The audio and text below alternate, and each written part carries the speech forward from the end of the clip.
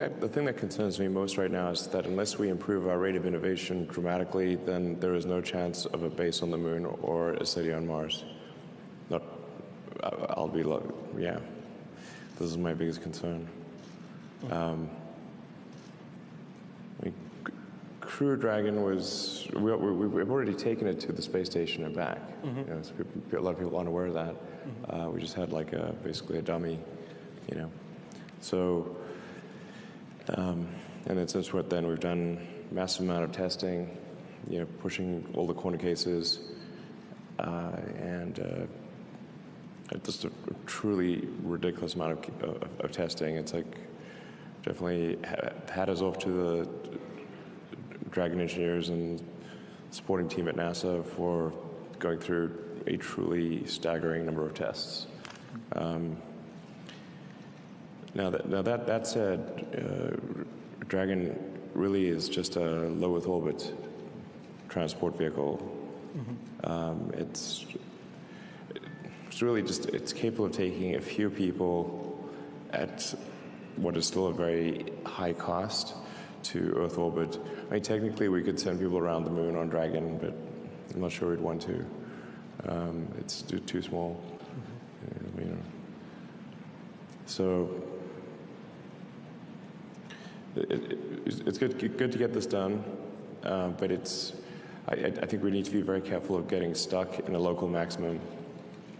And you know, the space shuttle was something that was really stuck in a local maximum for a long time. And yeah, we don't want to be that situation. I mean, frankly, why does Soyuz still fly? I mean, Korolev is probably turning in his grave right now. Right. I mean, if you told Korolev and the other guys that we'd still be flying Soyuz in 2020, they'd be like, that's crazy. Yet we are. So we don't want to be in that situation, you know. It's a solid vehicle, it's just like it's time to move on. There's really just one thing that matters, that is a fully and rapidly reusable rocket. That's the one thing that matters. And it needs to be reasonably big, or your payload to non-payload ratio will be kind of whacked. You know, won't be good. So, just like you wouldn't want a super tanker growing, like when you know, container ships, you have a container ship with thousands of containers. You don't, you know, have like a bunch of tiny ships with little outboards on them cruising across the Pacific. That would be silly. So you have big ships when you want to go long distances with serious cargo. So we need a fairly big, but definitely rapidly and completely reusable rocket. This is the fundamental thing. Without that, we're going nowhere. I think Falcon 9 and Dragon have, they're asymptoting, their technology architecture is asymptoting, meaning like it really would not make sense to have a Block 6 Falcon 9, you know, from where we are right now. It just doesn't make sense. That's why we have a big focus in terms of new technology development on Starship. For Falcon and Dragon are kind of like operational vehicles at this point. So they're good products. They're operational, but there's not really. We need a whole new architecture, and that's what Starship is about. And Starship needs to be fully and completely reusable, and rapidly so.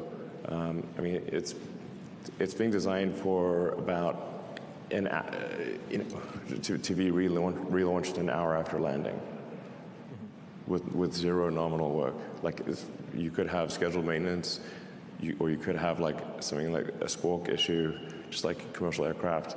But you're expected. The only thing you expect to change on a regular basis is propellant. And it's got to be fast. So